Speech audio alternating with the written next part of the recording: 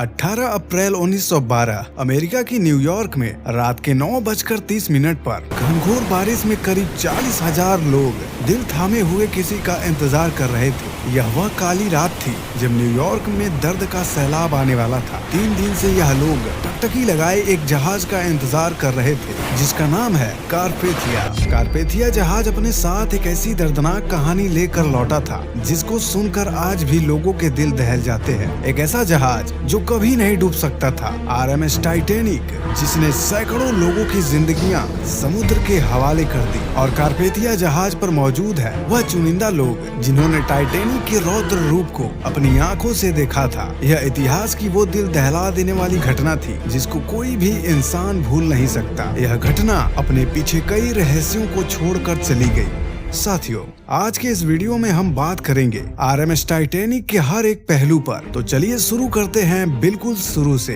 10 अप्रैल सन 1912 का वह सुहाना दिन जब हर कोई इंतजार कर रहा था दुनिया के सबसे विशाल जहाज में यात्रा करने का। साउथहैम्पटन इंग्लैंड की वह जगह है जहां हर अखबार और हर आम आदमी की नजरें टिकी थी। यह जहाज इतना विशाल था कि यदि इसे खड़ा कर दिया जाए तो यह किसी 80 माले की बिल्डिंग जितना ऊंचा था। टिकट्स इतने महंगे थे कि हर कोई इन्हें नहीं खरीद सकता था। सर्व सुविधा युक्त इस जहाज में 3 क्लास थे, फर्स्ट क्लास, सेकेंड क्लास और थर्ड क्लास। हर मुसाफिर उत्साह से भरा था और हर कोई अपने अपनों को इस जहाज के सफर पर छोड़ने आया था। लेकिन कोई नहीं जानता था कि यह सफर उन मुसाफिरों का आखिरी सफर रह जाएगा। दुनिया का सबसे खूबसूरत और विशाल जहाज अपनी पहली और आखिरी यात्रा के लिए चलने को तैयार था। साउथहैम्पटन से पहले चैनल को पार करके टाइटैनिक सेवोग फ्रांस पहुंचा। वहां से कुछ और मुसाफिरों को लेकर टाइटैनिक क्वींसटाउन आयरलैंड पहुंचा। कुछ और मुसाफिर यहां पर सवार हुए और फिर वह चल पड़ा।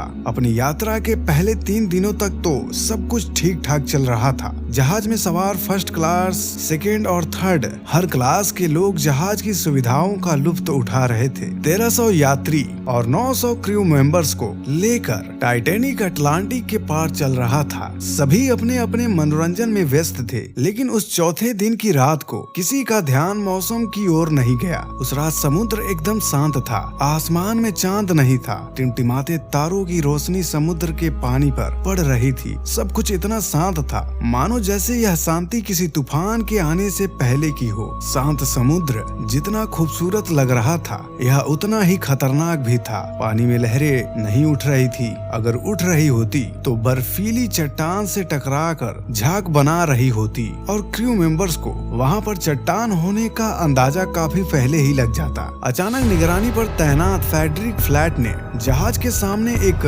काला सा पहाड़ देखा। उसे बर्फ की चट्टान नजर नहीं आई। उसे तो बस इतना दिखा कि बीच के कुछ हिस्से में तारे नहीं दिख रहे हैं। उसे खतरे का अंदेशा हुआ और उसने 3 बार घंटा बजाकर संकेत भेज दिया। फोन भी लगाया मगर तब बहुत देर हो चुकी थी और कुछ ही सेकंड्स बाद टाइटैनिक बर्फ की चट्टान से जा टकराया। टक्कर इतनी जोरदार थी कि इसने थर्ड क्लास में सफर करने वालों को तो एक बड़ा झटका दे दिया था। हालांकि फर्स्ट क्लास में सफर करने वालों को इसकी भनक तक नहीं पड़ी थी, लेकिन थर्ड क्लास वाले समझ चुके थे कि कुछ तो बहुत डरावना हुआ है। थर्ड क्लास के इकलौते चश्मदीद गवाह फ्रेडरिक वैरेट बताते हैं कि जहाज में बहुत तेजी से पानी आ रहा था। वह समझ चुका था कि मामला बहुत गंभीर है। देखते ही देखते यह खबर पूरे जहाज में फैल गई कि टाइटैनिक डूब रहा है। मुसाफिरों में हंगामा मच गया। छोटे बच्चे रोने लगे। हर कोई अपनी मौत को सामने से आता देख रहा था, क्योंकि 2 डिग्री सेल्सियस के पानी में कोई भी इंसान 15 मिनट से ज्यादा देर तक जिंदा नहीं रह सकता। लाइफ बोट्स तो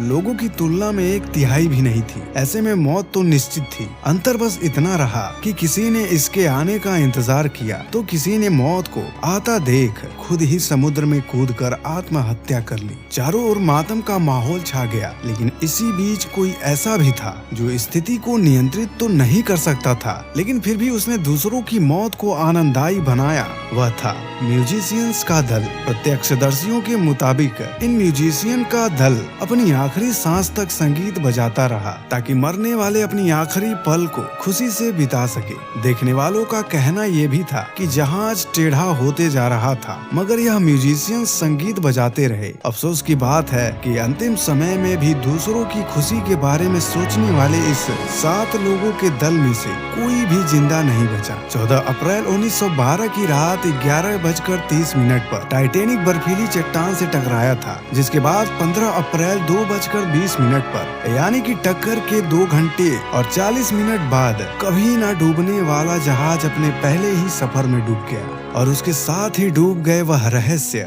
जो इसके डूबने की वजह बता सकते थे, क्योंकि जब लाइफ बोट्स पर लोगों को बचाया जा रहा था तब महिला और बच्चों को पहले जाने का मौका मिला, जिस वजह से सुबह तक सेकेंड क्लास के 92% पुरुषों की मौत हो चुकी थी और थर्ड क्लास की तो आधे से ज्यादा महिलाएं भी जिंदा नहीं बचाई जा सकी। इसमें से अधिकतर लोग डूबने से नहीं बल्कि 2 डिग्री सेल्सियस के ठंडे पानी में जमने के कारण मारे गए थे। टाइटैनिक के डूबने के 2 घंटे बाद करीब 710 लोगों को बचा लिया गया था। इसको लेकर कई अलग अलग लोगों पर अलग अलग आरोप लगे। किसी ने कहा कि गलती कैप्टन एडवर्ड स्मिथ की थी, क्योंकि वह बर्फीला इलाका जानते हुए भी जहाज को तेज रफ्तार से चला रहे थे। व्हाइट स्टार लाइन के चेयरमैन ब्रूस इस्मे पर आरोप था कि उन्होंने कम लाइफ बोट्स दी और टाइटैनिक का डिजाइन तैयार करने वाले थॉमस एंड्रयूज पर इल्जाम लगा कि घटिया मटेरियल से कमजोर बनावट देने का, क्योंकि किसी भी जहाज के डूबने पर उसके 2 टुकड़े नहीं होते। कई जांचों और रिसर्च के बाद यह बात सामने आई कि यह तीनों ही आरोप बेबुनियाद थे। टाइटैनिक के डिजाइन और उसको बनाने में इस्तेमाल पदार्थ पर कई तरह के एक्सपेरिमेंट करने के बाद टीम ने पाया कि टाइटैनिक के डिजाइन में कहीं कोई कमी नहीं थी और न ही उसमें इस्तेमाल किया गया मटेरियल घटिया क्वालिटी का था। दरअसल इस टीम के मुताबिक रिसर्च में पाया गया कि इस टाइटैनिक के डूबने का मुख्य कारण उसकी तेज रफ्तार थी, क्योंकि तेज रफ्तार से जब यह आइसबर्ग से टकराया तो उससे हजारों टन का दबाव जहाज के निचले हिस्से पर पड़ा और इससे दबाव वाली जगह पूरी तरह क्षतिग्रस्त हो गई और फिर जहाज के 5 कंपार्टमेंट में पानी भर जाने से जहाज आगे से डूब गया। पर खोजकर्ताओं के सामने सवाल ये था कि जहाज डूबा तो कैसे? क्या टक्कर इतनी जोरदार थी? और अगर थी भी तो जहाज के 2 टुकड़े क्यों हुए? खोजकर्ताओं ने टाइटैनिक के अवशेषों, उसके टुकड़ों, उसके मलबों और इन सभी की पोजीशन से घटना का एक अनुमान लगाया, जिसे वह सही भी मानते हैं। खोजकर्ताओं के अनुसार रात 2:15 पर टाइटैनिक का अंत हुआ। पहले टाइटैनिक का बाव नीचे आया, स्टर्न ऊपर उठने लगा, पूरे जहाज की बिजली चली गई, फनल गिर गए, बाव जहाज के डबल बॉटम पर टिका था। कुछ देर तो वह वैसे ही टिका रहा, लेकिन डबल बॉटम के टूटते ही बाव टूटकर नीचे तल पर जा गिरा। इस समय डूबता स्टर्न कुछ समय के लिए ऊपर आया और लोगों को लगा कि शायद यह फिर तैरने लगेगा, लेकिन एकाएक स्टर्न भी पानी में डूबने लगा और अपने बाव से लगभग 800 किलोमीटर दूर जाकर गिरा। इस तरह कभी न डूबने वाले जहाज का अपनी पहली यात्रा में ही अंत हो गया था। तो साथियों, आज की ये वीडियो यहीं तक। अगर ये वीडियो आपको पसंद आई हो तो वीडियो को लाइक करें और अपने प्रिय मित्रों के पास शेयर करें और ऐसे ही और वीडियो देखने के लिए चैनल को सब्सक्राइब करें और उस बगल वाले बेल आइकन को ऑल पर क्लिक करना ना भूलें। धन्यवाद।